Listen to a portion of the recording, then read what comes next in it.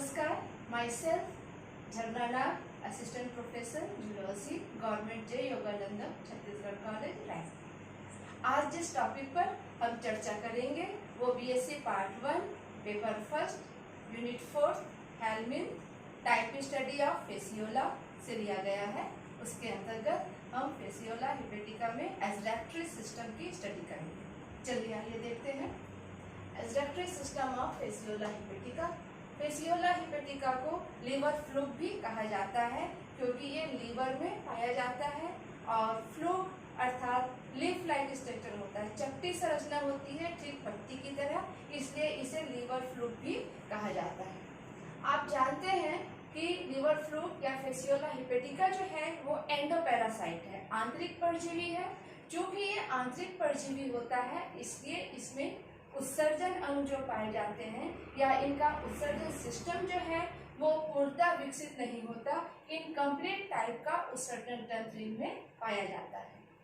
इसका उत्सर्जन तंत्र जो है वो वास्तव में अत्यधिक शाखान्वित उत्सर्जन नलिकाओं के द्वारा बना होता है और इसके अतिरिक्त इसमें फ्लैम सेल्स या ज्वाला कोशिकाएं उत्सर्जन अंग के रूप में पाई जाती है।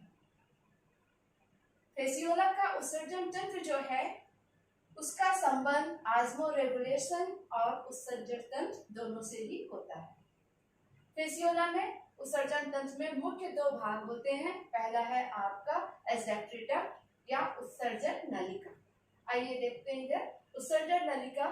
तो फेसियोला में उत्सर्जन नलिका जब होती है, जैसे कि मैंने आपको पहले बताया, अत्यधिक शाखान्वित नलिकाओं के द्वारा बनी हुई संरचना होती है। तो इसमें सबसे पहले एक मेन लॉन्गिट्यूडनल एस्डेक्टरी कैनाल होता है जो कि एनिमल के वेंट्रल साइड में मिड लाइन का जो पोर्शन है वहां पर स्थित होता है और इस मुख्य लंबवत उत्सर्जन नलिका से बहुत सारी एस्डेक्टरी ट्रंक निकलते हैं और इसमें अगर हम एंटीरियर साइड को देखें तो एंटीरियर साइड में इसमें डॉर्सल साइड में 2 और वेंट्रल साइड में 2 एस्डेक्टरी ट्रंक निकलता है।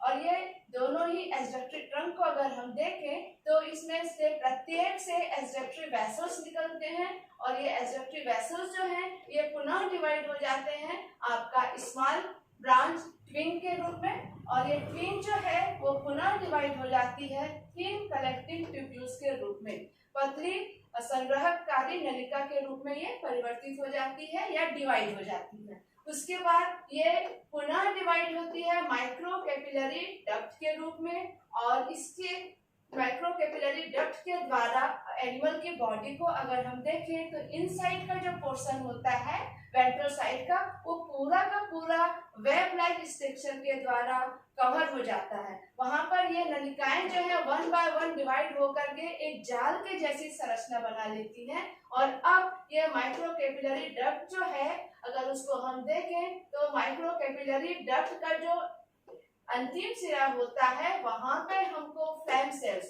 वहां पर हमको एक नॉब लाइक स्ट्रक्चर दिखाई देता है। जैसे कि आप देखते हैं ऑफिस पिन जो होता है आर्पिन, उसका हेड का जो पोर्शन है खुली हुई संरचना के रूप में, वैसे ही हेड के समान संरचना प्रत्येक माइक्रो कैपिलरी डक्ट के इन पॉइंट में हमको दिखाई देता है और इसी खुली हुई संरचना को नॉब लाइक स्ट्रक्चर को फ्लैम सेल्स कहा जाता है।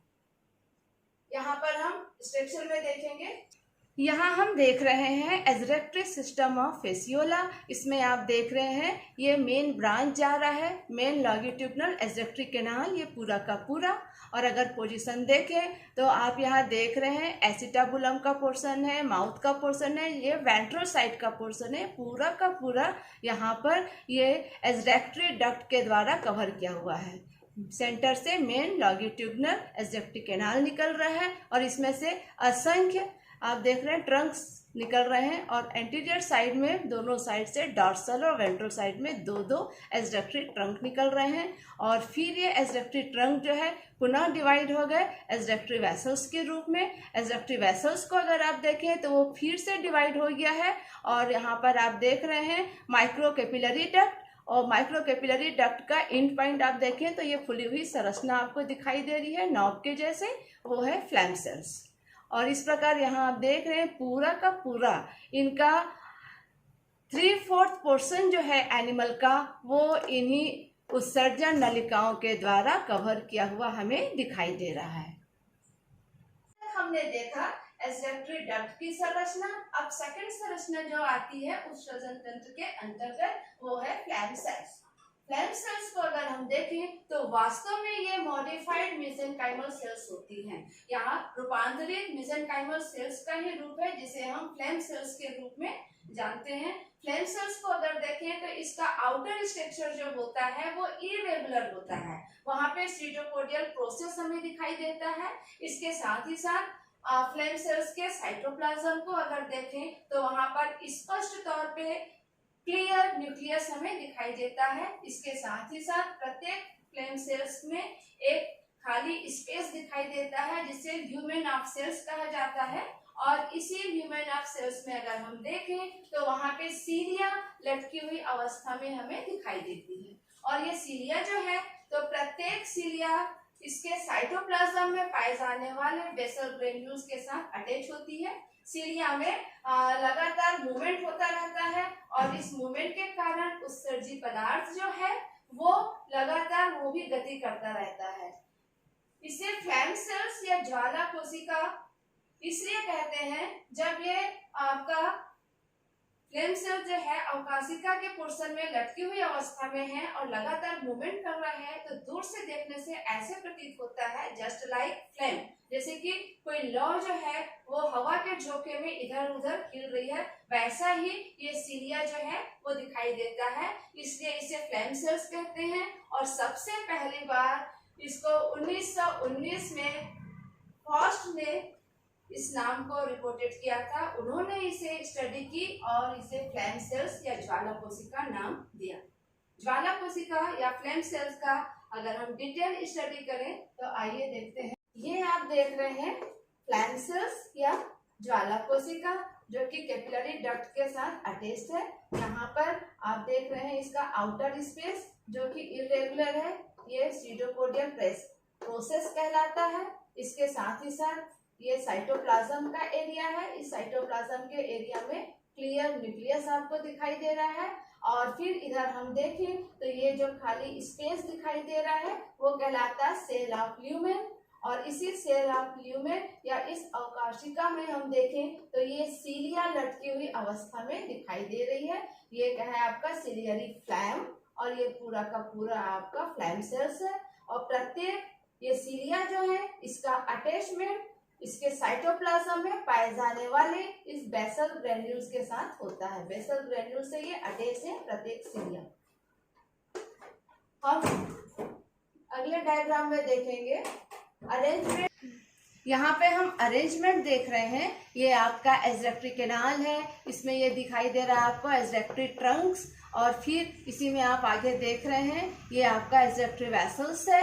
और फिर इसी में आप देखते हैं कैपिलरी डक्ट और कैपिलरी डक्ट का टर्मिनल एंड आपको फुला हुआ ये नॉब के जैसा घुंडी जैसा दिखाई दे रहा है। प्रत्येक कैपिलरी डक्ट के टर्मिनल एंड में हमको फ्लैम सेल्स दिखाई दे रहा है। ये मैंने सिंपल जो आपका गार्डन क्रॉटन होता है उसे एग्जाम्पल के तौर पे लाया हुआ है। देखो इसमें आप देख सकते हैं फेसियोला में पाए जाने वाले उत्सर्जन नलिकाओं की संरचना किस प्रकार से असंख्य शाखाओं के रूप में डिवाइड हो गई है। ये जो मेन एक्सिस आप देख रहे हैं, अगर इसे हम मान लें कि ये आपका मेन लॉन्गिट्यूडिनल एक्सजेक्टरी कैनाल है, फिर ये जो ब्रांच निकल रही है अगर उसको हम मान लें इसमें से निकलने वाली ट्रंक डॉर्सल वेंट्रल ट्रंक, दोनों साइड से ये ट्रंक जैसी मेन ब्रांच निकल रही है। और उसके बाद अगर हम देखें तो प्रत्येक ट्रंक जो है वो इसमें भी हम देख रहे हैं डिवाइड हो गया है और ये डिवाइड होकर के एक्सजेक्टरी वेसल्स को बना रहा है। और फिर अगर हम वेसल्स को देखें तो फिर से ये डिवाइड हो जा रहा है ट्रिंग के रूप में और फिर आप देख रहे हैं कलेक्टिंग ट्यूब्यूल्स के रूप में। और लास्ट में आप देखिए तो यहाँ पर आपका माइक्रो कैपिलरीज और माइक्रो कैपिलरीज में अगर हम देखें ये प्रत्येक में तो ऐसी खुली हुई संरचना हमको दिखाई दे रही है नॉब के जैसे। और अगर हम इसको इमेजिन करें कि ये फ्लैम सेल्स है तो यहाँ पर हम इस लिफ्ट के द्वारा आसानी से फेसियोला में पाए जाने वाले उत्सर्जन तंत्र को, जो कि वास्तव में उत्सर्जी नलिकाओं का जाल है, उसे आसानी से इस लिफ्ट के द्वारा समझ सकते हैं। अब हम आते हैं फिजियोलॉजी ऑफ एक्सक्रीशन या फिर मैकेनिज्म ऑफ एक्सक्रीशन। इसमें उत्सर्जन की क्रियाविधि कैसी है। उत्सर्जन की क्रियाविधि देखने से पहले हम ये देखेंगे कि इसका उत्सर्जी पदार्थ क्या है, एक्सडक्टिव प्रोडक्ट क्या है। तो मुख्य रूप से फेसियोला में उत्सर्जी पदार्थ के रूप में फैटी एसिड, कार्बन डाइऑक्साइड और अमोनिया जो है पाए जाते हैं उत्सर्जी पदार्थ के रूप में। और ये सारे प्रोडक्ट जो है एक्सडक्टिव प्रोडक्ट जो होते हैं वो मेसेनकाइम सेल्स के द्वारा डिफ्यूजन के माध्यम से फ्लैम सेल्स को पहुंचा दिए जाते हैं। और फिर फ्लैम सेल्स का अटैचमेंट कैपिलरी डक्ट से होता है। तो ये फ्लैम सेल्स से होते हुए कैपिलरी डक्ट को और फिर कैपिलरी डक्ट से होकर के ये आपका विभिन्न ट्यूब्स के माध्यम से, ट्यूब्स को आप यहाँ पर देख सकते हैं। कैपिलरी डक्ट के बाद यहाँ पे पूरी की पूरी जाल बन गई है माइक्रो कैपिलरी डक्ट की। और फिर माइक्रो कैपिलरी डक्ट से होकर के ये कलेक्टिंग ट्यूब्यूल्स को पहुंचा दिए जाते हैं। और फिर कलेक्टिंग ट्यूब्यूल से होकर के ये जो ट्रिंग है जो कि डॉर्सल और वेंट्रल वेसल्स में जाकर अटैच हो रहा है, उस पोर्शन को आपका एक्सडक्टिव प्रोडक्ट जो है वो पहुंचा दिया जाता है। और फिर यहाँ पर से एक्सडक्टिव वेसल से होकर के अपने अपने साइड के एंटीरियर साइड में डॉर्सल और वेंट्रल एक्सडक्टिव वेसल्स के जो ट्रंक है उस पोर्शन को पहुंचा दिए जा रहे हैं। और इस ट्रंक का अटैचमेंट आप देख रहे हैं इधर आपका मेन लॉन्गिट्यूडिनल एक्सडक्टिव कैनाल से है। तो फिर ये यहाँ से एक्सडक्टिव प्रोडक्ट जो होगा ट्रंक के द्वारा आपका मेन लॉन्गिट्यूडिनल एक्सडक्टिव कैनाल को पहुंचा दिया जाता है। अब यहाँ हम देखें मेन एक्सडक्टिव कैनाल का पोर्शन। तो ये मेन एक्सडक्टिव लॉन्गिट्यूडिनल कैनाल, यहाँ तक आप ये जो एक्सडक्टिव प्रोडक्ट है वो पहुंचा दिया गया कहाँ से, फ्लैम सेल्स से। और अब यहाँ पर लॉन्गिट्यूडिनल एक्सडक्टिव कैनाल से होता हुआ ये आ जाता है आपका एक्सडक्टिव पोर में। और एक्सडक्टिव पोर के माध्यम से आउटसाइड ऑफ बॉडी, एनिमल के बॉडी से बाहर आउटसाइड कर दिया जाता है। इस प्रकार हमने देखा फेसियोला हेपेटिका में उत्सर्जन तंत्र जो कि वास्तव में बहुत सारे उत्सर्जी नलिकाओं का संग्रह है। ये उत्सर्जी नलिकाएं पूरी इसकी बॉडी में बिखरी हुई अवस्था में पाई जाती है। इसके साथ ही साथ इसमें आप फ्लैम सेल्स देख रहे हैं या ज्वाला कोशिका, जिसे फॉस्ट ने सबसे पहले 1919 में ज्वाला कोशिका या फ्लैम सेल्स नाम दिया इसे।